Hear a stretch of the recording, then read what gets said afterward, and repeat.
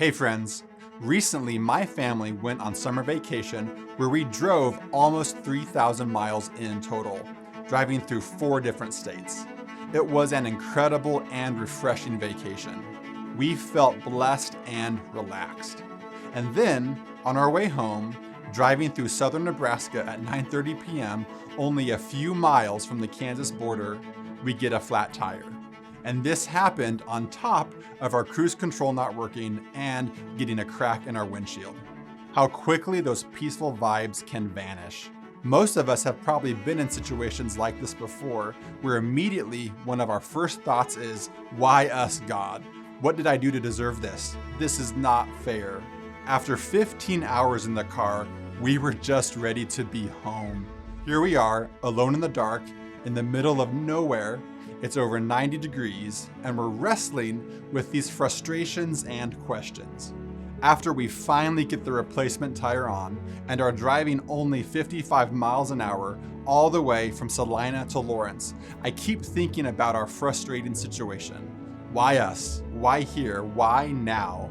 And why did it have to happen to our new car that we just bought a few months ago? And here's the thing, the more I thought about it, the more I found God and His sovereignty in this situation. While we were stuck on the side of the road, as we examined our 2 front tires, which did include the one that was now torn to shreds, we unfortunately saw that these tires were not in great shape to begin with. They should have been replaced weeks ago. In fact, we were surprised that they even got us to our destination and almost back home. One or both of those tires could have gone out on us at any time. And on this trip, there were times when we were driving up steep mountain passes, driving on rocky terrain, passing semi-trailer trucks going 80 miles per hour, and zipping past opposite traffic on I-80 when half of the interstate is shut down due to construction.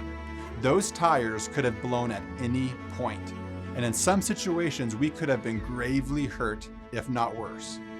So why did it happen to us at 9:30 at night outside Hebron, Nebraska, with no traffic or person in sight? I believe it was God's sovereignty. It says in Romans 8 that we know that for those who love God, all things work together for good, for those who are called according to His purpose.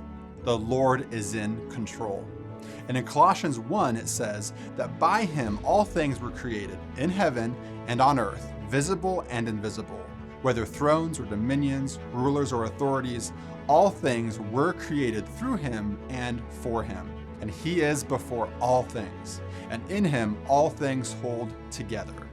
There's nothing that God does not see or know, and often He does work through our lives in unsuspecting ways. A blown tire can be seen as a miraculous sign of God's grace and love. And here's the ultimate kicker. We do have a role to play. It was not God's fault that I didn't check our tires before we left on a cross-country road trip. There is responsibility on our end for where our lives end up. But even as we make mistakes and fall short, and we all will, God's grace is still there to rescue and save us. So be encouraged today that God is working on your behalf, even if you can't see it. It might come in ways that you don't expect. So put your faith and trust in Him, and also make sure you check your tires.